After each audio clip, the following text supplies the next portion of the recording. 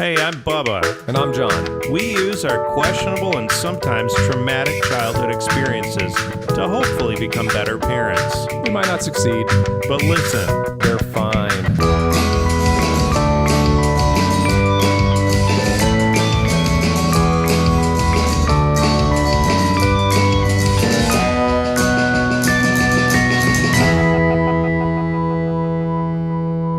Yeah, we didn't see each other for a little while because you and the kids all had stomach flu. Yeah, it was horrendous, and they got reinfected somehow. I've been through a lot as a parent of just like sicknesses and disasters. Mm-hmm. This was the hardest 2 weeks. It was vomit everywhere. Mm-hmm. I sent you a picture. You did send me a picture. Because you were like, picture it happen or something. Yeah, it wasn't a request. You sent me a picture and I was like, oh, that doesn't look that bad. I don't see any vomit or poop anywhere. It wasn't a request, but you took it that way. Yeah. It was pretty nasty. And Henry, my 4-year-old, Maggie is 6, my daughter, and she's a professional vomiter. Yeah. She gets car sick all the time. And will also like refuse to take Dramamine.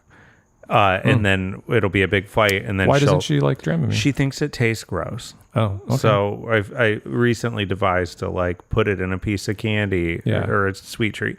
But she's so good at vomiting. My wife works at the hospital, so she'll steal the little blue like vomit bags.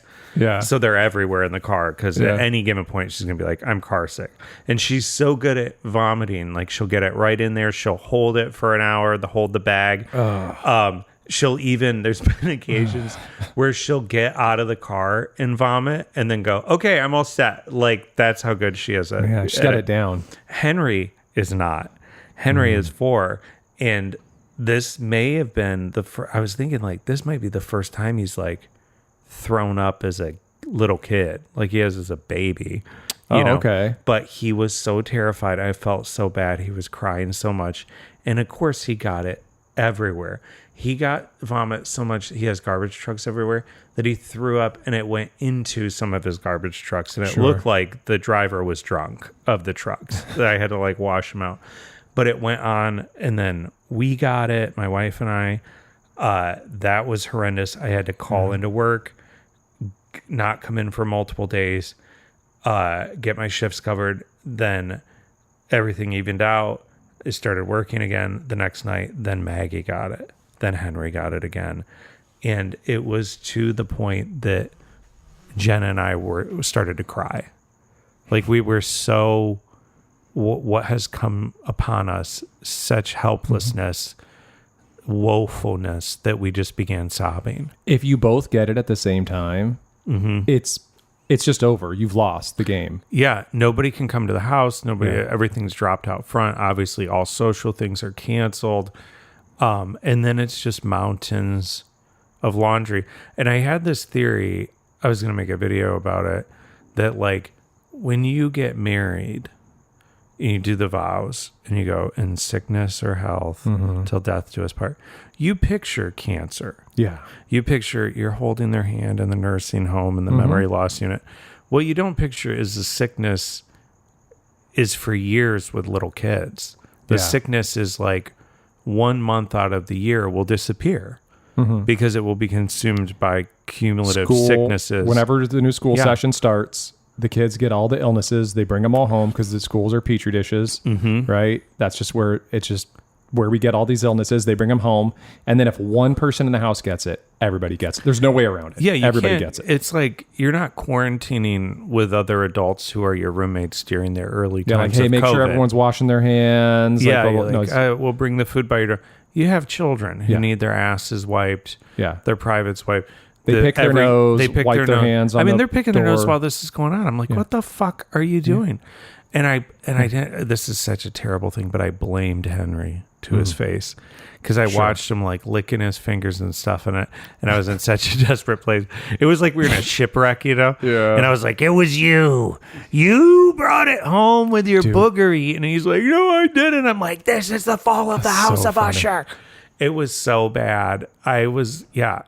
And it was to the point I'm a Christian. I consider myself a Christian, but I'm not like demons are afoot like that. Like my mom will be the one who's like, I rebuke that in the name of Jesus. Like she gets into this stuff. She'll be like, she'll see a homeless person with schizophrenia and she'll be like, they got demons. We need to pray for them. I'm like, take it easy, lady. But this thing, John, the night that I got sick, I could not sleep. I went to work, ate a little food, came home. I wasn't that hungry. I was like, that's weird. I'm not hungry. I started to go to sleep. Jenna did. She was like, I kind of feel nauseous. I was like, me too. And mind you, Henry had already been sick and gotten over it. And we're in the clear. So this is kind of round two. This is what always happens. You're like, we're in the clear. We go to sleep. I can't sleep. And did you ever see the movie Jacob's Ladder? No. It's pretty scary. Yeah. It's about these Vietnam. It's an 80s movie, but it's like these Vietnam vets who were experimented on, and they all have these like, whatever, and they get taken down to hell. It's like kind of scary. And I had visions like this. I was trying to sleep. I was in a wakeful state. I was up till 3 a.m. before the vomiting started, and I was eyes closed. I'm like, just go to sleep. Why can't you sleep? And I was seeing demonic figures, things talking to me and stuff, things in the room. I was like, the fuck is going on?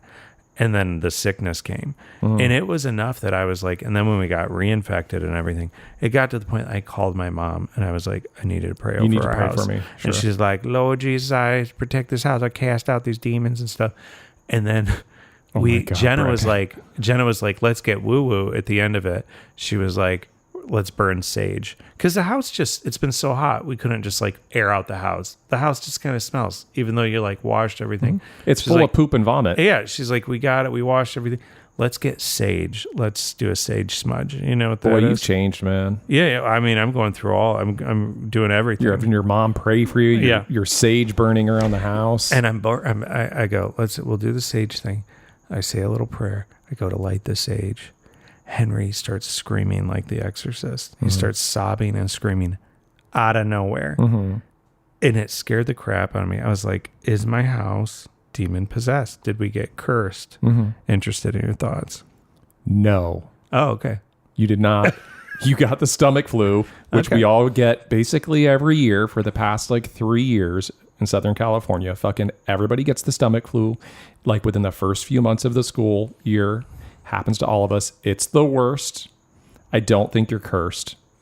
I mean, having your mom pray for you and burning sage, I mean, if it makes you feel better, I'm all for it. Okay. But I don't think you're cursed. We did an animal sacrifice? What kind of animal? Squirrel. I'm okay with that. Okay. They have rabies. How are you? We don't have norovirus. Oh, back up. Squirrels don't have rabies.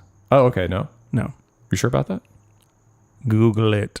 Squirrels don't have rabies. All right, we're going to stop the show right now. We're going to Google this. I've handled squirrels before. They don't have rabies. Have you been bitten by a squirrel? I have. Okay. Yeah. So that means all of them don't have rabies because that one didn't have rabies? Allegedly not. I think this is a thing. Like you get bit by a squirrel, like you're supposed to get rabies shots. It's like a pretty big deal. They can carry other diseases, but it's a misconception that squirrels can carry rabies. We're going to look this up. Okay.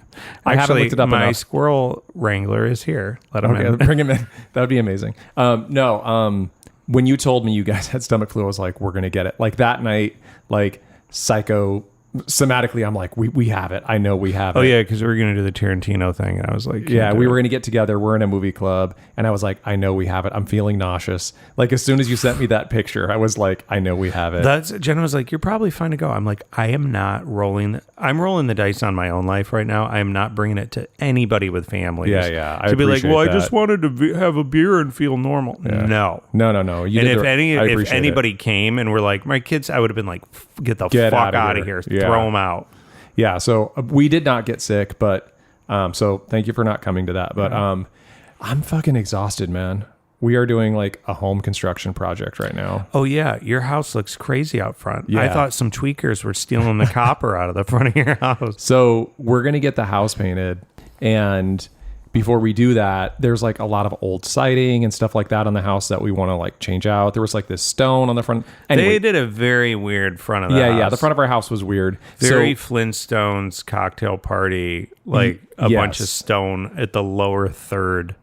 border It of was your something house. in the 90s that a lot of people did, I think. I think it was 70s. Maybe. It was you might the be 70s. Right. But I mean, and it wasn't even like a cool retro hip. It was like, no, it just was done poorly. So I was like, we're painting the house. We're going to spend all this money. Like, we're taking this shit out. So I got some like bids from contractors. It was really expensive. And so I told Catherine, I was like, you know what? I'm going to make this into like a teaching moment with the kids. Oh. So I told the boys, I said, hey, you showed them the bid. I said, this is how they did want to know exactly how much it cost. They were like, how much is it? So I told them, and they were like, that's a lot of money. And I said, so I priced it out. I said, we can do this for like around like $600 in material, and like we can do the work. And they were, and you're like, we, we children, we with the kids. And they were like, what? And I was like, here's what we're going to do. We're going to do this work together, and we're going to save all this money. And you know what we're going to do with the money we save? And they're like, what? I was like, we're going to get a dog. Oh, no. John, you can't get a dog. Sure we can. You hate dogs. I love dogs. You're too orderly to have a dog. No, I've had dogs almost my whole life. Your dog is... No. You Yes. can't do this. It's already done. Where it's here? No, we don't have the dog You yet. bought it? No, we're going From to a get breeder? a dog. No, we don't have a dog yet. You killed it? You're really jumping the gun on this. No, we've been talking about getting a dog for a long time. And so the boys really want one. And I really do love dogs. I hate dog parks, which you and I have talked about. That's right. But I love dogs.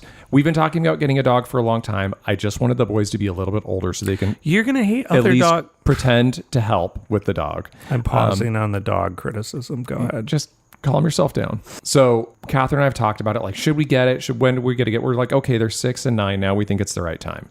So I was like, okay, I want this to be like a teaching moment where they can be like, hey, like, dogs cost money. Like, even if you just get one from the pound, you have to get shots. You have to do all these things. You have to buy expensive. Stuff. Like, even if the dog's free, there's still pet all insurance, the stuff. food. Exactly. Right. It's great. Plus, I mean, the dog gets... We got pet insurance because the dog... We got a dog last year. Dog's sick. Yeah, Ear it infections. happens. So you have to have, there's a cost involved. So the boys were really excited about that. So now every day when I'm getting off work, they're like, are we working on the house? Because they know I'm like, we're not getting a dog until like we finish this job. Wow. So they're very excited. So every day, like I finish my regular job and then I'm like, okay, let's start demoing out the front of the house and let's like buy new siding and like all this stuff. So I am fucking exhausted right now. What are the kids doing? Are they using a sledgehammer or what? Yeah. So I've got them with like pry bars and like big hammers and chisels and stuff. And we're like, took down all the rock and all the old siding. I can't.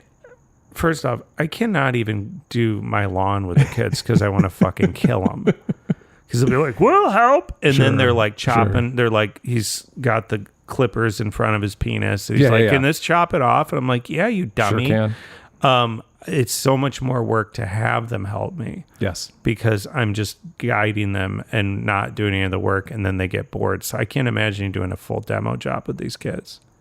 Yeah. Although your older one, he's more reasonable, I guess. But you're giving him a sledgehammer? Not a sledgehammer, but like a big breaker bar. And like smaller hammers. I have a mini sledge. Dude, to your point, it is a fucking 100 times harder with them.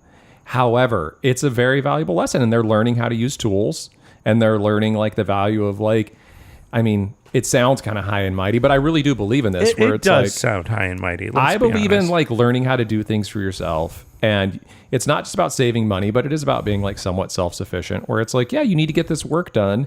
Maybe you don't have this money to do it, but you still want to make your house nicer. Whenever you do this, you increase your skill set. You get better at using different tools, doing different things. Are you sure you're not a Republican? I'm pretty sure. You really sound like it. I'm pretty sure. Okay. Well, so anyway, so I am very tired because of that. I think the dog is a bad idea. Okay, fire. Now we got through that part. Okay. Tell me why you think I should not get a dog. I'm proud of you finding a teachable moment. I just think you're very orderly. I don't know. I can't imagine the chaos of the dog. Okay, you don't think orderly people should have pets? Not ones who have kids. I think it's enough. Okay. It's enough with the kids. I'm drowning with the dog we have because I have to take it to the park. You're going to have to go to the park, John. You don't have to take a dog to a dog park. Why don't you? You're going to have to socialize the dog. Sure. So it learns how packs work. They're called teachable moments, John. Sure. You're going to have to go to the park with me. You guys take trips a lot. You're going to have to figure out who's watching the dog. Don't look That's at why me. you're here tonight. It depends on the dog. You get some shitty dog, I'm not watching it. I don't watch shitty dogs. You get a cool dog that can't kill my kids, I'm interested. I can't guarantee that. Well, it depends on the size. You get a dog that bites my kid, no problem. You get a giant dog that can rip my kid's face off. That's an issue. That's a lawsuit. Lawyer up. Listen, all joking aside, let's talk about names. You do present a very salient Negative point, right? No. Which is like, yes, I am fairly orderly. Dogs are a pain in the ass. We do like taking trips. I would say you guys actually take more trips than we do. You think so? I do. It's a lot. It's like you take a trip. You're always like, going to Michigan. Dog. And listen, regardless, I am with you. Dogs are a pain in the butt. The kids really want a dog, and they've wanted one for a couple few years now. Go get your old dog. Go get your old dog to come here and shed all over the place. No. That was a husky. That was a different lifetime. Don't ever get that. No, dog. I would not get a husky. They're, especially in this climate, they shed way too much. It's way too hot for them. Right. Yeah, let's talk to the husky owners. You guys are idiots if you're out here with a husky. In Southern Leave the dogs California. in the snow. These people, their dogs shedding everywhere. It's digging holes. It's jumping through walls. They're like, I don't know why it's so crazy. I don't know, because it's supposed to be pulling a fucking sled in the snow, and it's not. And you it's got it and living in a degrees. condo. What's wrong with you people? I don't care if you turn off the show. I don't need you as a listener. What's next, John? Know what kind of dog do you want? We're talking about, we don't know, actually. I mean, that's less important. Get a pit bull. I want to talk to the pit bull owners. Let's just keep going all the way down all the breeds. Canines. Okay, I want to talk about Joseph Biden, former president. He got himself a German Shepherd. After that, all the adoptions went up. They have the highest bite rate. Then guess what? All those dogs have to be put down now because they're abandoned by families because their kids got bit.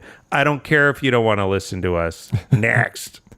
Shih Tzus, Shiba Inus. I don't like your faces.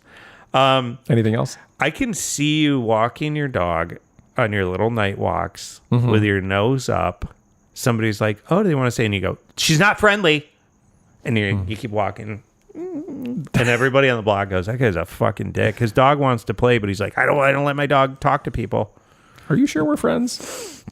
We'll see. You have a lot of visions in your head about how I am. I think you need a pet lizard. No, I don't know. I had a pet lizard as a kid. You know what? I think a dog would be good for you. Yeah. No, I think I love it'd be good dogs. for your family. Dogs are a lot of work. I have put one off for a long time because kids are a lot of work. Yeah, I only got the dog that we got because my dad died, then my dog died, and my wife was tired of the sad house. So I said, you can get a dog within 8 hours. We had a dog in the house. Yeah. Love this dog. Actually, I don't. I'm kind of like on the fence about her. But the thing that bothers me about her is she sheds. She sheds a lot. Yeah. Because she's part German Shepherd, we think, and part She looks cattle like- dog. she looks like a coyote. She looks like a coyote. Our vet is like, she's part coyote. Yeah. She's sweet as can be, but dude, it's because I run the house, like the cleaning, but like, dude, the hair. Yeah. And then I get in fights with Jenna because she won't brush. I'll be like, can you brush her out once a week? I got a special brush. Doesn't do it. So now I made a deal with Maggie. She's never had chores before, regular chores. I'm like, hey, she just got her ears pierced. She's like very excited about the 3 weeks is up so she can change her earrings. I was like, make you a deal. You brush this dog's hair once a week. You do a real thorough job. The end of the month, you pick out a pair of earrings. Ooh. She's thrilled about it. I think that's great. I couldn't even get out of her bedroom the other night, putting her down because she's like, and what if I get a gold one with the rubies? And I'm like, yeah, we're going to fucking Five Below and Claire's. Although Jenna's like, I want her to have high quality earrings. Oh, I was like, what's that even mean? High quality earrings. She's a child. Gold, I guess. Gold? She's like, they can get infected from what? I don't know. She's a nurse. She knows. She's not an ear infection nurse. She's a vaginal delivery nurse. I don't think that's what it's called. I think they call them coos nurses. Oh, that's it. That was the term I was searching for. No, but I really do think if it wasn't for kids, I would not be getting. I do love dogs, but dogs are a ton of work. If it wasn't for kids, I would not be entertaining getting a dog. But the kids really want one. I had dogs growing up. I loved it, and so I don't want to. Even though I am fastidious and fairly orderly, That's I don't good want word to. for you, fastidious, Yeah. and orderly. I don't want to let that impact. these kids and like letting them have like a dog growing up, because I think that's important. You're like, I don't want my fastidiousness and orderliness to affect these kids. But I'm their father. Yeah, and I'm teaching them. Well, it is going to affect them, right? But I think you have to be aware of how it's affecting them and the decisions that you make. Well, your orderliness affects everybody in your life, John. I do think you should definitely get a hypoallergenic no shedding, though. That's the only thing. I think we probably will. We're still entertaining a lot of different options. And you don't necessarily have to get one of the fucking doodles that everybody gets. At the dog park, I've met a lot of people who have hypoallergenic dogs that were rescues. Sure. They're just like fluffy, floppy, fun, you know. I will tell you. But it's like you got the wood floors. It's like the hair goes, I love this dog. If I could shave it bald, I would. I am hesitant to say no, I know there is a lot of stigma around getting dogs from breeders versus getting dogs from the rescue, right? And getting certain types of dogs, right? People are like, oh, you should rescue this dog, that dog. And if you start talking about different breeds that you're looking at, there's a lot of pushback. Everybody's got an opinion. And since we are recording this and this is a podcast, I am very hesitant to throw that out there, because as soon as you throw out like, I'm looking at breed XYZ, you're immediately going to get a ton of pushback from people saying like, you should just go to the pound and rescue a fucking pit bull or a chihuahua. Don't. Right?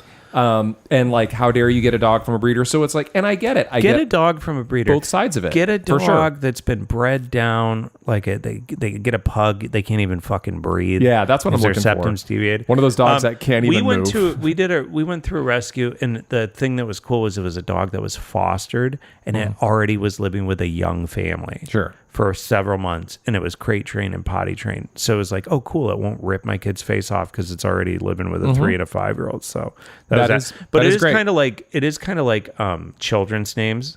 Like probably when you guys are pregnant, people are like, what names are you looking at? And you'll be like Jenna was like Josie, and immediately I'm like, I fucking hate Josie. I knew this trashy little bitch named Josie in my neighborhood.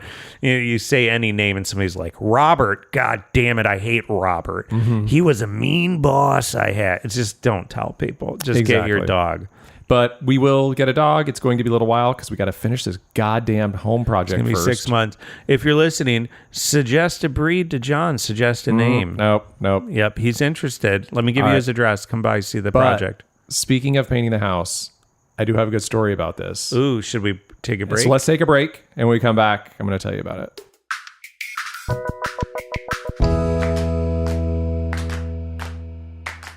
Okay, so I left with the most mundane cliffhanger in the world, where I was like, let me tell you this story about painting my house. But I'm like, hold on, folks. Wait till we hear this. No.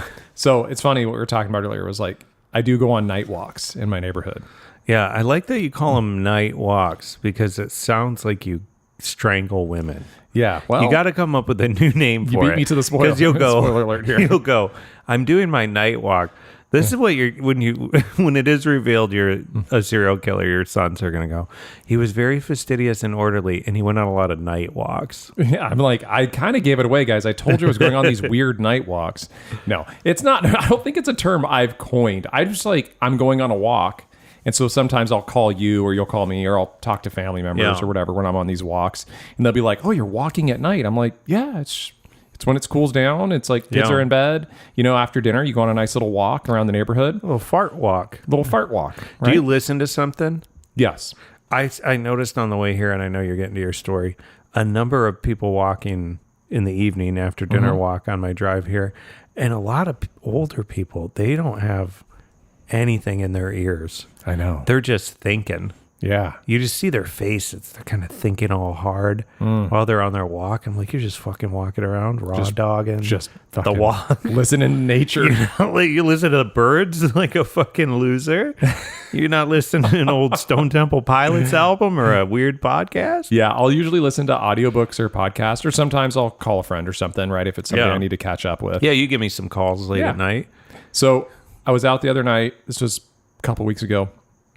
Going on a walk, and since we are going to paint the house, I've been eyeballing houses in the neighborhood. I've been scraping samples off the side of houses. to see because a lot of people in our neighborhood have been painting their house. So I'm just like, oh, like they did a good job, or like getting color ideas or whatever, right? But it's night.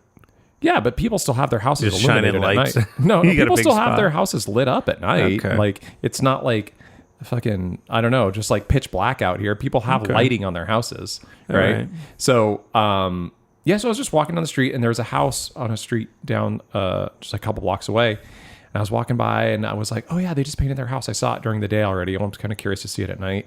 So I just stopped in front of their house for about maybe 15 seconds, right? And I'm just like looking at their house, and I'm like, okay, oh, all right. And then I keep walking. Don't think anything of it. Oh God. I walk all the way home, probably for like another 30 minutes. I walk home. The next morning, I get up, I open up, my phone, and like we have like a neighborhood WhatsApp group. Okay. Right? There's like my God. a neighborhood watch group, right? And I see there's like 30 messages in this group. And like almost all of them are deleted. And it's from like, I'm like, why are there all these deleted? But not all of them are. So some people are, there's like, 3 messages in a row, and they're all deleted. And they'll be like, somebody writes like, oh my God. And then a couple more deleted. And then someone's like, oh, did you call the police? And I'm just like, what the hell is this? And then I get towards the end of the chain, and it's some people in the neighborhood that I know. So one of the posts is like, that guy lives on the street right over there. And then another person's like, yeah, that guy's a father. I know his wife. Like, and there's like a few people that are like, yeah, that guy lives in the neighborhood. That guy's mean to dogs. And then it gets to the end, and I'm like, all these deleted messages again. And I'm like, wait a second, what time was this? And I start looking to see when these chain of messages came through, and they're all when I was out on a walk. And I'm like, oh no. I'm like, what is this? So I post in the group, I say, this looks like around the time that I was on my walk last night. This was on my stab and walk. Yeah. And so one of our neighbors that I know texts me, and she goes, yeah, like I took a video, like I recorded my iPhone screen before they deleted all the messages, so you can see it. Are they saying all kinds of mean And things? so it's this person's Ring camera with me standing in front of their house. I gotta see this. And she's like, this guy's standing in front of my house. And then she goes, I don't know what he's doing. And he's like, he's looking at my house. And then the next person's like, oh my God, what are you going to do? And then she's like, my husband's going outside. He's in his car. My husband's following him. He's in his car. He's following. He's walking through it says he's walking through the neighborhood and looking at houses. He's carrying a water bottle. And this goes on for like 20 minutes. I love that your explanation is, I was just looking at the paint. Yeah, that's what I was doing. What else would I be doing?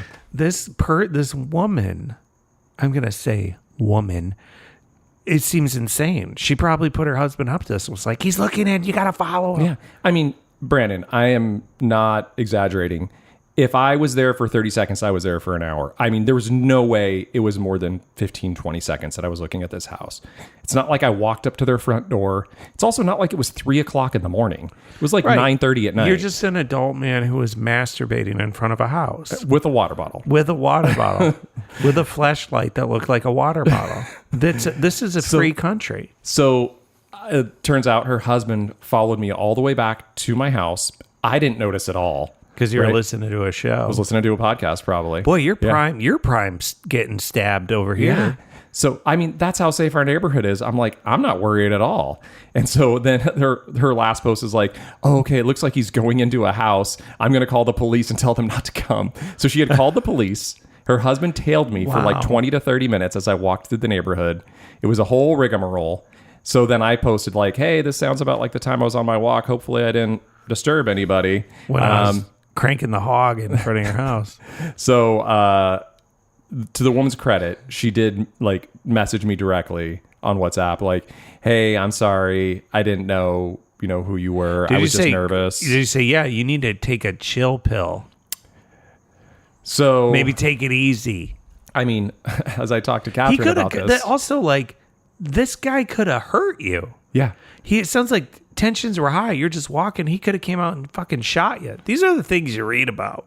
I mean, I was Yeah. When I got Also, home, you need to check your white privilege, by the way, John. Do it now.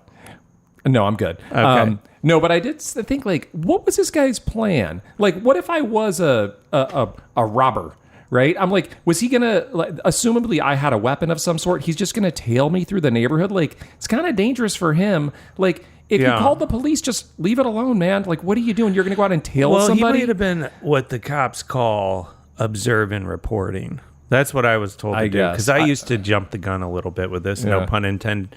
And my cop friends told me, like, don't do anything physical. Most people who are criminals that you see around the streets, low-level criminals, they usually all have knives or guns with them because they're used to being in fights all the time. Yeah. So he's like, he was like, every day I see somebody get shot or killed in our city that we live in from some guy trying to be a hero like that guy. Yeah, exactly. So that guy might have had the wherewithal to just be like, I'm tailing him. Maybe he's on the phone with his wife. Let me know when the cops get here. He turned the corner here. He's probably on the phone with 911 the whole time. Yeah, maybe. Or he's not having an affair. He's on the phone with his girlfriend. He's like, yeah, my fucking. So I didn't engage with him. I just, kind of told him, and I was like, hey, it's all right. Hope I didn't disturb you. I was like, I'm not going to engage with this because, like, what am I trying to get out of this? I would have been like, and guess what? I'm coming back tomorrow, and you're going to let me look at your house until you give me a paint sample that's usable. Who'd you use for your painter? No, I did talk to Catherine about it. I was just like, it is frustrating to me because, like, listen, we live in a very safe neighborhood. I'm like, what are you idiots doing? Calm the fuck down. There's a person walking around in the neighborhood at 9:30 at night, not disturbing anybody. Yeah. They looked at your house for 15 seconds, kept walking. They didn't, like, go jiggle the door handle. It's like, what are you doing? They Calm weren't down. peeking in the windows. Yeah. What did she say?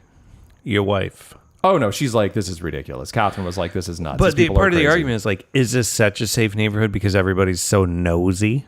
No, I don't think, like, we're keeping the riffraff out with our neighborhood watch WhatsApp group. Well, let me jump to another topic that's connected to this, because there is a person in our neighborhood who lives a block or two over, and I think he's a retired cop. And he's got kind of one of those Toyota trucks that he's outfitted to kind of look like a fake police car. And he's got a neighborhood watch decal he made that's on the side of it. But this neighborhood watch guy, sometimes late at night, because I'm a bit of a night owl, he'll be at the far end of the street and he'll have he's got these, like, brights on the top of his Toyota. Like he's going through Baghdad in a sandstorm. Yeah, he's keeping you safe. And it's blinding the house. And Jenna just hates this guy because she's like, he makes me feel unsafe. Yeah. Because he's prowling around. He lives in the neighborhood. He's taken it upon himself to be the neighborhood watch for the neighborhood. And he has little signs he puts out, neighborhood watch meeting Thursday. I'm tempted. I can't believe you haven't gone. I can't be trusted, John. I'm going to drop everything and make a documentary about this guy if I go. Next year. That's why I can't be trusted, because I'll make a documentary about a guy. I'll make a documentary about you walking around called Watching Paint Dry. It'll be called Night Walks. See what kind of trouble you get in. I'm tempted to make a documentary about our dog park because there's so much drama going on over there. You want to make a documentary about everything. Yeah, there's not enough. That's one thing that's true. There's not enough documentaries. Yeah. There's too many. Yeah, but this neighborhood watch guy, sometimes he pulls right in front of the house, has the lights on. I'm like, I'm making a cup of fucking tea. What are you doing? Yeah, what's up? What's up? Or there'll just be people walking and he'll be, like this guy with you, tailing a couple teenagers who are just, like, walking from youth group. Yeah. Like, what are you doing? Get a life. Grow up. We're in a safe neighborhood too. Yeah. It's frustrating. I think it's... I don't know if I have, like, a theory of mind on this completely, but I will say, we have, like, a Ring camera on the front of our house, and I'm like, I kind of fucking hate this thing.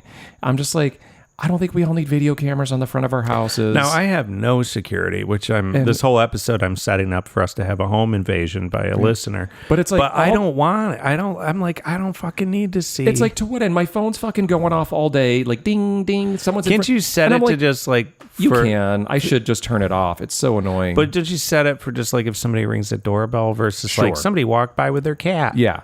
And that's always what it is. It's never like, I mean, I guess until it's not, right? Right. I mean, it's like everybody in our neighborhood has these goddamn Ring cameras. Everybody's part of this, like, neighborhood watch WhatsApp group, and it all just seems kind of like cackling hens to me, where everyone's just like, did you see there's a homeless guy walking down the road? And you're just like, boy, good thing we got you guys on the job, huh? Now, you don't have the Nextdoor app, right? Because I No, had that for a Nextdoor while, is and that was a insane. cesspool. Yeah, no, that's a next That level. was hilarious. No. Let's talk about that. We can, but I mean, I'll put a button on these WhatsApp groups. I appreciate that we live in such a safe neighborhood and people are genuinely engaged, and I think they have their hearts in the right place. I think they all need to calm the fuck down. I think you should kill somebody, and that'll give them a reason to be like, you know what, it's not so safe. Couple of... Never mind. Yeah, you got yourself there. No, I think it's a bit much. I think we live in a very safe neighborhood. I'm glad people are engaged and looking out for each other. I do just think they need to okay, take a step back for a second. Like, we're literally tailing people who are out going for a nightly walk. Yeah, this is like back DC, to their this is like home. the National Guard in DC. Yeah, it's just like, okay, It's like, guys. everybody's walking around here at night. These neighborhoods like this is a suburb. They're younger families. People go for walks at night. Yeah, it's fine. You know, some people decide they want to masturbate in front of somebody else's house. It should be normal, Sure. right? You It's a didn't do good-looking anything paint wrong. job. See, Brandon, this is why I need a dog. If I had a dog, You know what? I Yeah. could go on this walk and I'd Yeah. be left alone. That's Nobody true. talks about This is like the prejudice against people that want to go for walks without dogs. You sound like a pedophile who's like, this is why I need a kid, so I can go to Chuck E. Cheese without getting all these weird looks. Exactly. You get it. I get it. If I had a dog, no one would have cared that I was in front of their house for 10 seconds, right? Yeah, People because are in you'd front of my stand there and house. people come by and you go, she's not friendly. Yeah, people come in front of my house all the time, fucking their dogs peeing on my yard for 20, 30 Oh, yeah, seconds. you don't get mad about that? No. Yeah, it's fine. I don't either. If they I'm if they very were like pro, if they poop and don't pick it up, yeah, I'd be upset. But no, fucking dogs pee. It's fine. I make a point because, again, the windows, people see me looking at them. A lot of dogs go to the bathroom in our yard. I'm always, if I come out, I go, it's fine. They go, sorry. I'm like, it's fine. You have a dog. And I'll even tell them, like, if I see them carrying a bunch of bags of poop, I'll go, you can throw it up against the gate because I'm taking out the garbage. Because I know they're walking from way down here all the way up to the big park and back, and they're carrying all this shit. And they'll have like their baby in a stroller. I'm like, I'll take your poop. That's how much I like people. Throw it in the trash can. I go, you can use our trash can for the poop. fine. I can't. Yeah. You're an adult. I can't have you looking like this. But see, if they were walking without their dog and they stopped And they were carrying poop. they were carrying poop, then you'd have an issue. I wouldn't would you? follow them. Yeah, you What are would. they You'd doing call the with- guy with his truck. He's got another bag of poop with him. I don't know where it's coming from. I don't know what's going to happen with this. I mean, I think I'm on the outs with the neighbors now. Yeah. I think there's a bit of embarrassment on the parts of some of the neighbors. I think they that this should happened. feel embarrassed. That's insane. Because they were all like jumping in like all crazy. And then they're like, oh, he lives now, on our street. in those deleted messages, was there anything uncouth about you? Was she like, he looked a little sickly?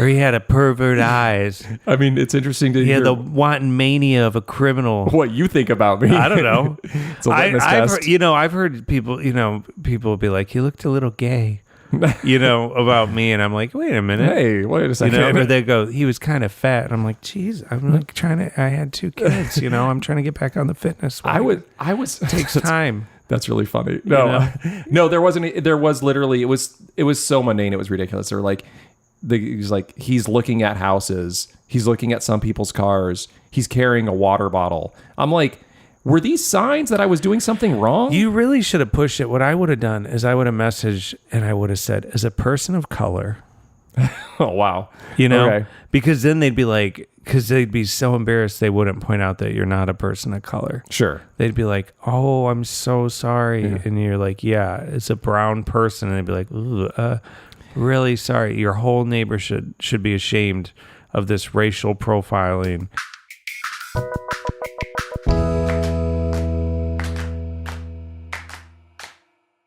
You wanted to talk about vacations. I did. Let's talk about vacations. Vacations with children, which, as we both know, I think I've heard moms say this, it's not a vacation, it's a trip. I say it's parenting outside of your house. Which is why I never want to go camping. And you're a camper-amper. Correction. I grew up being a camper-amper. Is that because you just were locked outside because your parents passed out? It's because we were poor. Oh, okay. But we did camp in the front yard sometimes. Did you ever do that? We would put out tents in the front yard. Not in the front yard. We had a ton of child molesters in our neighborhood. Oh, okay.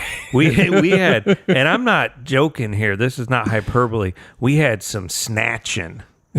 We had some kids getting Snatched up. You can't be camping in your front yard when kids are getting snatched like that. Yeah, I was in a little rough part of town, the old Rust Belt of Michigan, and more than once, my sister, some guy tried to snatch her once in a car, and then a guy and a gal were working at a team to snatch her.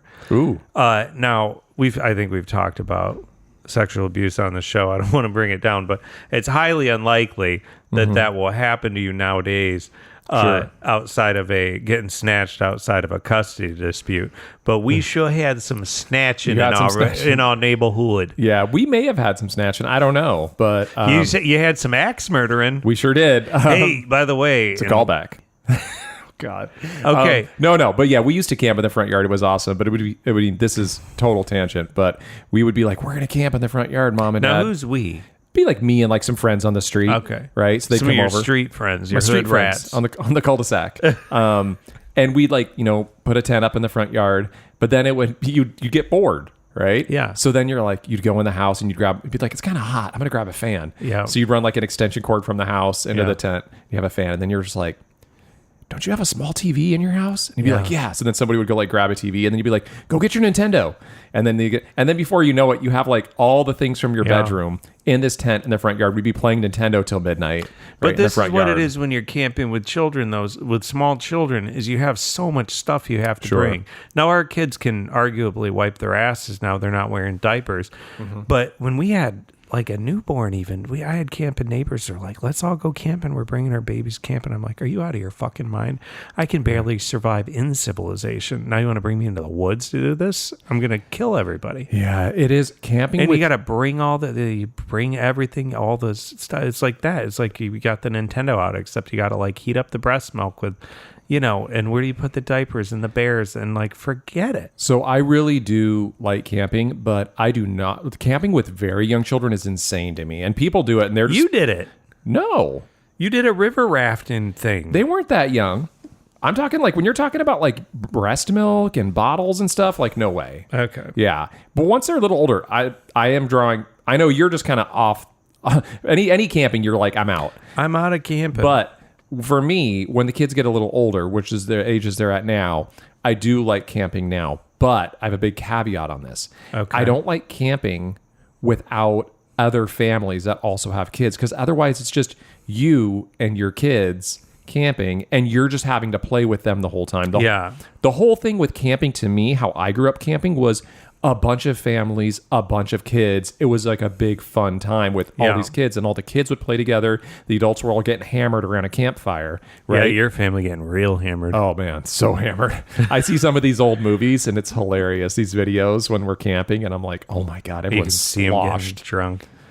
Oh man, Yeah. You got to get these home videos. Oh, for sure. Digitized. We have a watch party. All the kids are just like, your dad falls in the fire, passes out. there's Everybody's so many laughing. beer cans everywhere. It's hilarious. That is such a thing from childhood, is cheap beer. Yeah. My family didn't drink, but I remember going to like people's lake houses and stuff, and the dad's just like bags of beer cans. Yeah. Just everything, crushed up beer cans everywhere. I'm like, why don't you just do a Moscow Mule? Or I mean, 3. What are you, gay? A Yeah, Moscow that's Mule true. back in the 80s? They were like, you a commie? Like having a Cosmo now. Yeah.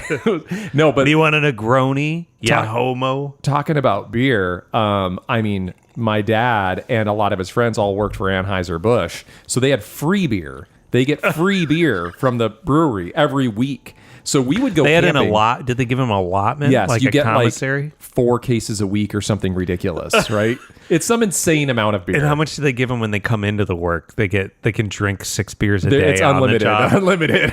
I mean, it is beyond parody to me that your dad worked at a beer factory. Yes. And that the beer factory gave him cases of beer. Now, I know that's true because you used to have all these beer samples. Yeah. Even all these microbrews that I didn't know Anheuser-Busch owned. Yeah, they're like Coca-Cola, right? Where like they own like all these subsidiary things, right? But yeah, even now, my dad doesn't even work there anymore, and he can still, because he's got a lot of friends, he'll be like, whenever he's going to come visit, he'll be like, you want some beer? I'm like, no, I don't need any Michelob Ultra. Like, hey, I want some beer. Okay, Call him up. I'll get you some beer, Give man. me some Mickey Ultra. But yeah, so Michelob Ultra is a very specific person who drinks it. In my restaurant, there's always certain fellas. What would you say about these fellas? They're real blue collar. Okay. Some of them are blue collar, but a little uppity. You might say the pontoon boat owners. Oh, okay. And they're like, but they'll have an indignation of like, what do you mean you don't have Michelob Ultra? They're like, you don't have it? And I'm like, that's correct. That's what I said. Do you think I'm joking? Yeah. This is a prank that I don't have Michelob Ultra? Like, you need it for what? Why would you be drinking Michelob Ultra? You're like, we have a bunch of like craft brews and IPAs. And you're at a nice steakhouse here. And you also maybe have like, some regular, maybe you have Budweiser or we have a Coors or something. Right. But when they're like, what do you mean you don't have very Michelob specific, Ultra? right? I'm like, are you going to a rodeo, sir? Yeah. What are you talking to me like this for? It's pretty funny. Get back on your boat. So back to camping, like I really do like camping, but only, because Catherine and I talk about it like, oh, we've got all the gear. Like, you want to go camping? I'm like, by ourselves? Not really. If we're going to go with some friends that also have kids, then I'm in. So this is why you're always trying to groom me into camping. Yeah, I'm really trying to get you into camping, Brandon. Here's the thing, John. And I've said this before, we have spent thousands of years getting away from being cavemen into building societies, going to war, colonizing, destroying civilizations, killing the indigenous population, stealing their land, ripping out the precious resources within the earth and polluting the environment, draining all our resources and killing this earth so that we can have these walls and this air conditioning. And we're living in this beautiful time that's peak civilization before it all collapses. And you want me to go out and live in the woods? I do. Like a fucking hobo? Get in touch. Like it's thousands of years ago? No. These are the spoils of this war that we're in right now, and I'm loving it. You want to take me on a trip? All inclusive, 5-star resort. Is there a spa? Can I get a spa pass? Because I want to go to the spa more than once. Is there steam? Oh my God, there's a wet sauna and a dry sauna.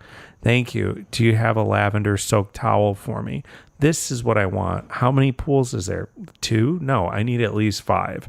In a waiting area, there's a shopping mall inside. Perfect. I don't have to go anywhere. I don't care that we're in Florida. I don't need to see anything else. I like the creature comforts. You tell me I need to pack up a fucking something mat to put on the floor so I don't get cold and wet, and I need to bring bug spray.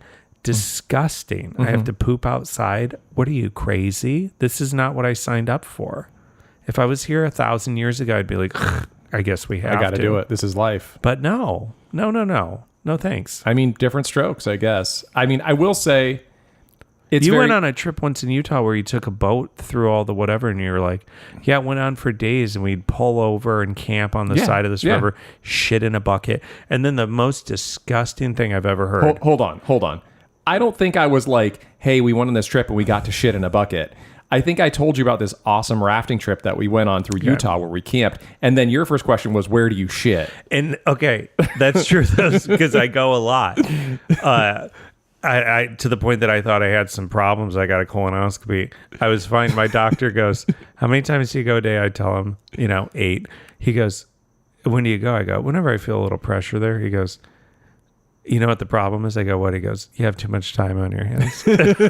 He goes, your wife's a nurse? I go, yeah. He goes, how much does she go a day? I go, once when she gets home from work. He goes, it's because she has a real job, is what he said. Did he prescribe camping for you? He said, quit being a pussy. The most disgusting thing I've ever heard is when you told me about your rafting trip and the poop in the bucket. That was gross enough. But then I said, where'd you dump it? And you go, I'm gonna throw up just saying this. I'm gonna. You said we had to carry the bucket. We brought the bucket with us for the whole week. Sure. We hauled the shit bucket with us. Yeah. Everything in, everything out. I was like, I would have thrown Leave no trace, Brandon. Leave no trace. You got a slop shit bucket that you're bringing around like oh God. It was a magical experience. It was so gross. Like, it wasn't so gross. You weren't there. It was amazing. In the bucket. This sounds like a curse, you know? You don't like sleep next to it. But to be like, did you get everything? I did. Did you bring the shit bucket? Let me get it. Slop, slop, splash. You're splat. so focused on the pooping. Can't you smell it the whole time? No. You're hitting bumps and that thing. No, it's all sealed up, man. There's a whole system here. You're so focused on the wrong things. Yes, I will grant you this. Thank you. Your face right now. I mean, man, for anybody who's not watching this on a video, they're missing out. I can't. No, you're focusing on the poop, which is a very small part of the experience on this trip for all of us. It's the most important experience of any experience to me is a poop situation. You're really focused on where the bathroom. do we go? How clean is the bathroom? Yeah. It's a very small portion of this trip. I will say, yes, I will grant you this. This was a hard trip. We did it with our two kids, who I think were 3 and 6 at the time. Horrifying. That we did this. They were 4 and 7 or 3 and 6. Child abuse. Did the rafting trip. There was like a camping rafting trip where you camp along the river, right? You pull up each night wherever you are and you set up camp. And it was hard. I will grant you that. I'm not going to like sugarcoat it and be like, no, it was super. No, it was hard, right? It was like you're rafting all day. I'm paddling a raft. The other person's paddling a raft. It's difficult. You have to set up camp. You have to cook all this food and stuff. It was amazing. It was a very hard experience that you look back on like, man, that was so much fun. Yes, it was hard, but you're in the middle of this wilderness that you can only get to by a raft. You're in the middle of like Utah or Colorado, and you're seeing these things and you're out there camping, and it's beautiful. You're looking at these stars, you're in these canyons, you're in this river, there's no one around you. It's just it's breathtaking. It really is. Sell all that land, develop it, make it a parking lot, put a lot of bathrooms there. No thanks. You're missing out. You're missing out on sitting next to the poop. You're in a raft. Is the poop in the back or the front? Was there like, you got to sit next to it now. Hold on to it. We're hitting rapids so it doesn't fall overboard. No, you have a system. It's all sealed up. It's put away. No one has to sit next to the poop. You're really focused on the poop for some reason. It's not a big part of the trip, I promise you. My God. Listen, I'm not trying to get you out on a multiple day camping rafting trip, Brandon. What are you trying to get me to do? I think we could get you out on like a campsite location where there's like facilities, there's bathrooms, there's running water, right? Some people bring RVs or, things like that. We could bring tents, right? So there are bathrooms if you need them. There are showers if you need them. I think we could ease you into this. I think we should start with front yard camping. We'll start there. Let's front yard camp. We'll get out the Nintendo. Front yard camp. We'll get an old Nintendo out. We'll get an SNES out. We'll stay up late. We'll put on scrambled porn. Okay. Like my sleepovers growing up. This sounds good. I saw a boob.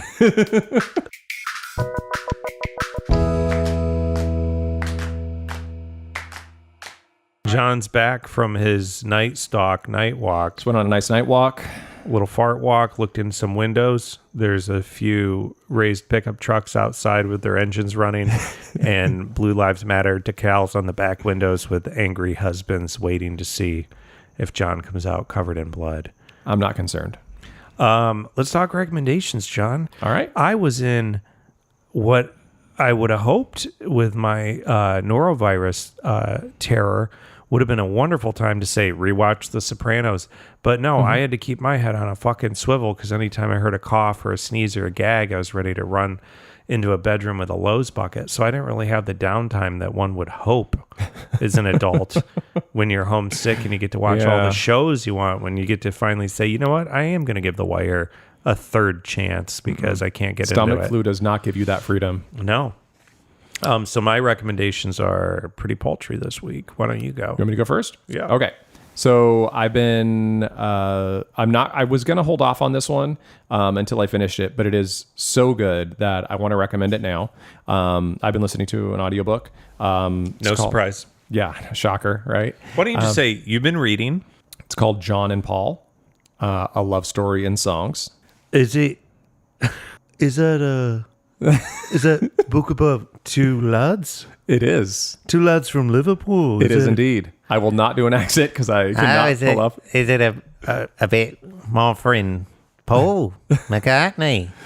And my dear friend John Lennon. So this came out this year. It is really, really good. So this author did...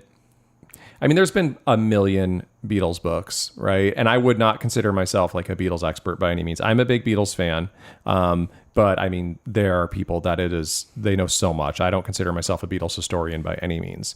However, this book is fantastic. And what it kind of does is it tries to go through the entire career really of the Beatles and the relationship between John and Paul. And in a chronological fashion, kind of describes their evolution in the band and their relationship through song, right? So each chapter is a song title, and it goes from the very beginning of their career all the way to the very end, right? So like the first chapter is like, I want to hold your hand. I mean, that's actually like they had already been together for a while at that point when that song came out. So what was the first song? I don't remember. It was a song I hadn't even heard of, right? It was when they were like the herdsmen or whatever their name was. I can't remember. I'm starting to laugh because, full disclosure, John and we went on a double date with our wives the other night to Cinespia, and we saw This Is Spinal Tap at this Hollywood Forever Cemetery, and I don't think I've ever seen Spinal Tap all the way through. So good, but right? There is so many funny little like Beatles things and there's a part in the movie where they do this song that's like, give me some money. Yeah. And I think so much about like the early Beatles in it. But go ahead. I wanted to look up what the first song was is because you asked me and I'm trying to remember what it was. I mean, there's like, how many chapters are in this book? There's 43 chapters. So the first chapter is called Come Go With Me. Right. So, and it is like basically like that song from Spinal Tap. It's just like these like very early like renditions of very early rock. Right. Yeah. Very sanitized and innocent. Ripping off black blues and stuff with the British invasion. Yes. But I mean, it is so good because it goes through each chapter, it chooses a song, and what it attempts to do in each chapter is explain what was going on with them at that point, or what was going on with the Beatles at that point, and it explains like how that translates. He tries to choose a good song that depicts really where they were in their career at that point in time, right? And it is so good. And my concern with using this as a recommendation is that I wasn't going to do it justice as recommending this. People are just going to go like, oh, it's a Beatles book. Like that's what I'm doing right now. I can tell. I'm feigning interest. That's always my... Also, this song per chapter thing sounds kind of lame. Oh, it's really good. Okay. It's excellent. Because you're like, it makes you really want to go listen to that song. By the time you get to the end of that chapter, you're like, I need to listen to that song right now. Wow. Right? Now, what was the name of the band again? Highly recommend. Name of the author is Yoko Ono. Ian Leslie. The narrator does a great job. I highly recommend the audiobook, but I'm sure the hardback's also fantastic. I'll do the audiobook. Yeah, it's very good. John, There's also thanks for listening to a book, a little bookie book, if you will. Have a little bricky. What I also recommend doing is, you can get the Spotify playlist or Apple Music playlist and listen to, like I have that playlist also playing like the next day I'm listening to it. It's really cool to listen to that later. Can I listen to the playlist before I listen to the book? I recommend putting the playlist in one ear and the audiobook in the other ear. ASMR. Yeah. No. But yeah, I mean, obviously you can. They're all songs you've heard of. That's the thing. And then it's just really interesting to hear the story behind these songs and their relationships. Here's my question for you. How much are you bothering your wife right now? Because zero. She doesn't even know I'm reading the book. Oh, really? Yeah. She doesn't even know I know how to read. Yeah.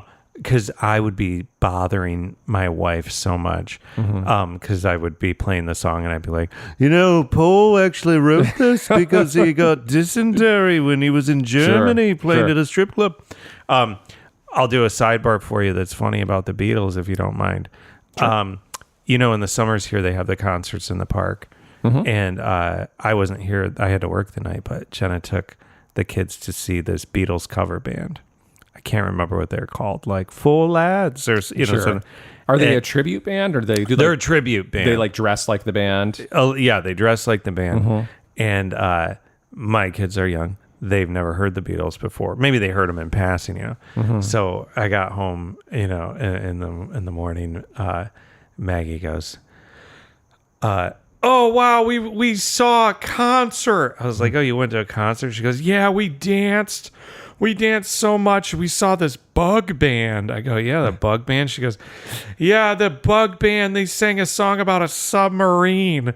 I was like, "Oh yeah." And then I was driving her to her little school thing, and I put on Yellow Submarine, and she goes, "This is it. This is a submarine song from the bug band." I go, "They're called the Beatles." She goes, "That's it. Beatles. They're Beatle people. This is their song. They had another song about strawberries, and I love strawberries." This is great. Like, "Oh my You're doing God." a great job. This is perfect. Yeah. So we've been playing a lot of the Beatles lately. I've been playing a lot of the White Album. We were driving around going through the repertoire. They have so few albums. That's the thing. They didn't have that many albums. I've been listening to a lot of Nirvana lately, and I didn't realize Nirvana only had 3 albums: Bleach, Nevermind, and In Utero.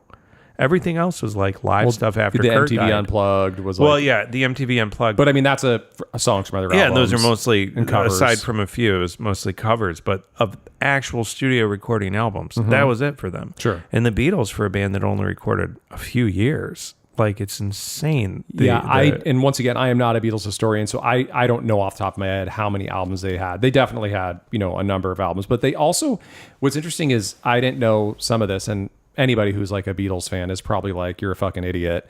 I didn't know how many songs of theirs were not on their albums, but were only singles, right? So it's like there are songs like, Strawberry Fields Forever, or some of these other songs that were actually never on like the album. They were only singles. Right? I didn't know you made singles that weren't on an album. Yes, they did that a lot. And so there's all these some of the most famous Beatles songs were never on like... They weren't on like Revolver or Rubber Soul. They were like, or Sgt. Pepper. They came out before the album as singles. Right? What's the point of that? To promote the upcoming album? Yeah, I guess. I thought it was like Taylor Swift has an album coming out. There's a single that gets released. That's how it is on now. That's not how it always was. There were these singles that came out, and you would buy the single. You would buy the 45, right? And it'd be an A and a B side. And sometimes these songs 45, the smaller record? Were the smaller records, yeah. And what's the bigger one? The 12-inch, the LP. LP is a 12. Then what's 45 what? Centimeters? 45 RPMs is what they call So it. they call it a 45. 45 because that's how fast the record spins. So that one goes faster than the larger one? Correct, which goes at 33. We lost most of our audience. You know my sister Becky, who lives in Portugal. I do. I love her. You're not going to respect her anymore because she doesn't like the Beatles. That's hard for me to process. Can you believe it? The Beatles are so She goes, great. "I don't like them." I go, "Why?" She goes, "I just don't like them.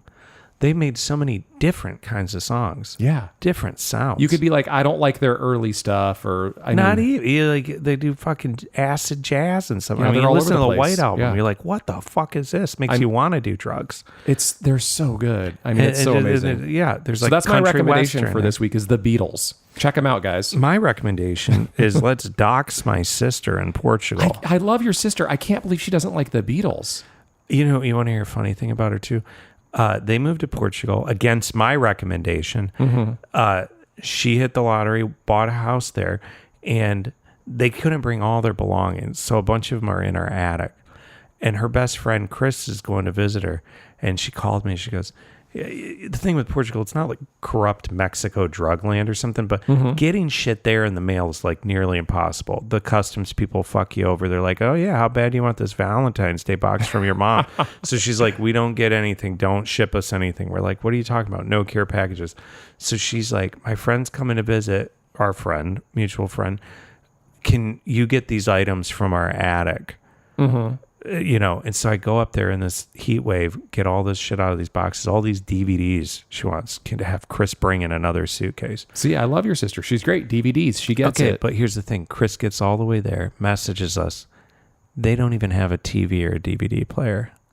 I was like, is this a cruel joke? She goes, no, we're getting one in a couple weeks. Brandon, you need to come visit us and bring us a DVD player. I'm not going to that fucking godforsaken country. They can fuck themselves. Next. Yeah, another friend's going to show up next week and be like, I guess she wants your DVD player. Yeah. What's your recommendation? Well, while we're on music, I'm a bit of a musical theater queen, as some of you may know. There is a play called Stereophonic that came out a couple of years ago, and it's the most Tony-nominated play in history. And some people argue that it's a musical because it's about music. And it's about sort of a fictitious band. The entire stage is a recording studio. Mm-hmm. There's a sound booth and then the inner studio. And it happens, it doesn't happen in real time, but it's a 3-hour play about the recording of this album. And it's sort of a fictitious Fleetwood Mac. Mm-hmm. And the album that this 2 girls, 2 guy group is recording, it's 2 girls, 2 guys plus 2 sound engineers. It's in Sausalito in the 70s, and they're recording this follow-up album. And it's all about these love triangles and kind of a take on what really happened, but it's really this exploration of like creativity. Mm-hmm.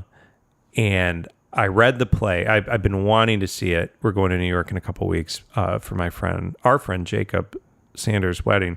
And I'm going to go see Art by Yasmin Ariza, which I'm excited about because I've never seen it, but I've read it, and I've read probably all of her plays. The only one I saw on stage was God of Carnage. But you're going to see this while you're in New York?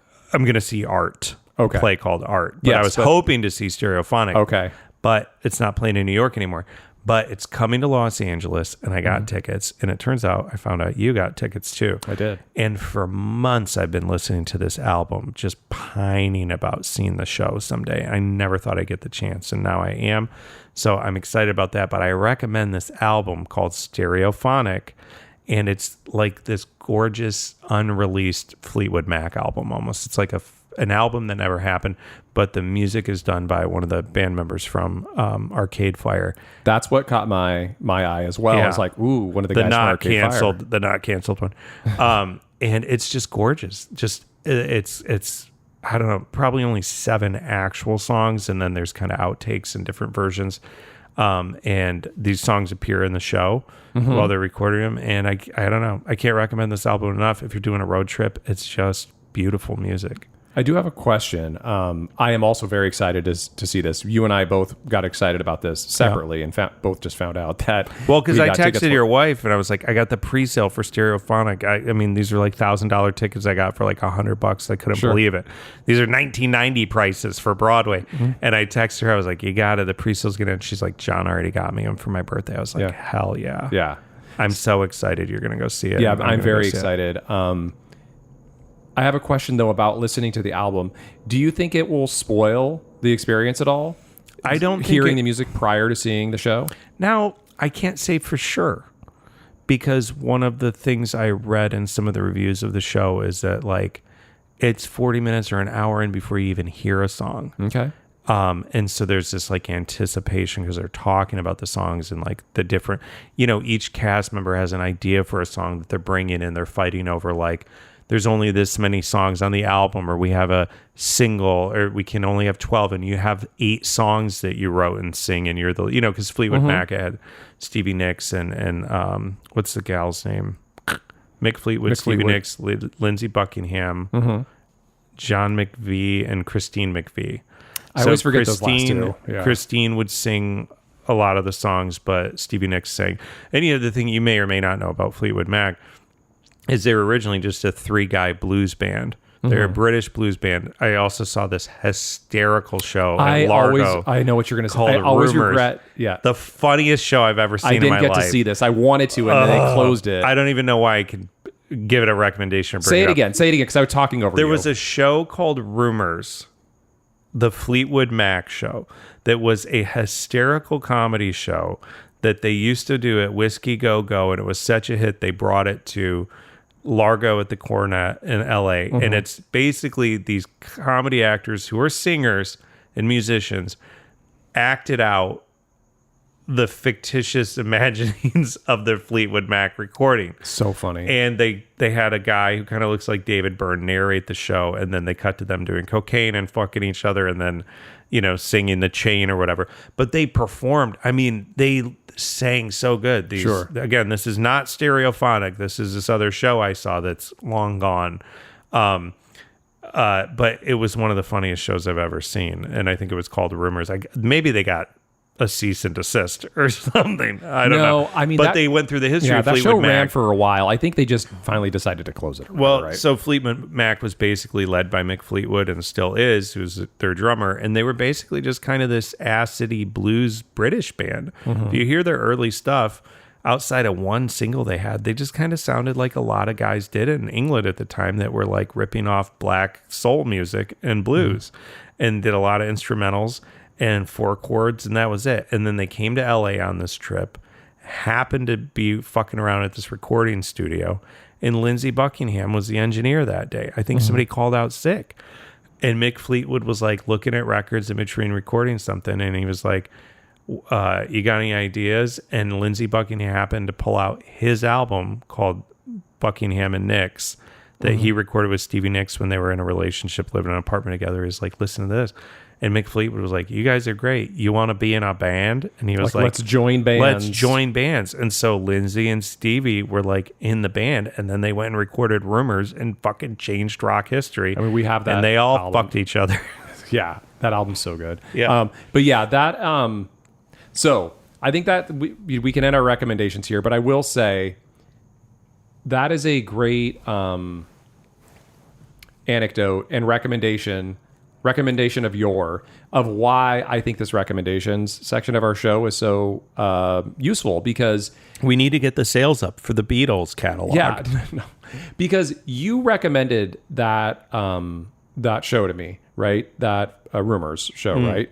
And I never went and saw it, right? You fucking loser. I can't believe I didn't. But it's like, if we can do anything, right, we can recommend these things, and hopefully other people hear this and it gets out there, because I should have taken your recommendation more seriously. I fucking missed out, right? So I think that's a great example of what these recommendations can do when we're telling these to the audience and to each other, right? We got to line these pockets, baby. All right. I think that's it for this week. Anything else, Brandon? Wipe down your surfaces. Bleach everything. It's going around. Disinfect everything. It's going around.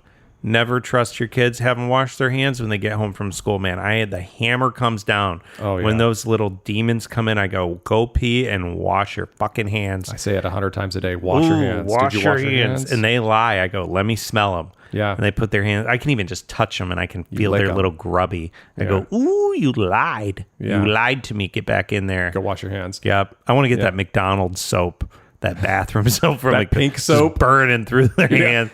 You know that you can't get that smell Feels off. like it's got sand in it. Nothing like having ketchupy hands as a kid, and then you get the McDonald's soap. Oh, I hated and you washing get my that hands. smell Because like for it made them so days. dry too. Yeah, You're and like, you can there's- smell the ketchup underneath the burnt skin from the pink It's got like soap. lye in it. There's not enough lotion There's in the world to something. rehydrate your Yeah. hands after that McDonald's soap. Listen, They're Fine is produced and edited by Wyatt Gray. Original music by John Ahern. John's Instagram is @JohnAhernMusic. And you can find my inappropriate parenting on Instagram @Bubba Ogborn. You can also find our recommendations linked in the show notes. If you have feedback or topic suggestions, our show email is listenthey'refine@gmail.com. And our TikTok and Instagram handles are @ListenThey'rFine. If you made it this far without calling Child Protective Services on us, please leave us a 5-star review. It helps other questionable parents find us. Share the chaos, tell a friend, tell your therapist, tell anyone who needs to feel better about their own parenting choices. Hit subscribe so you never miss an episode.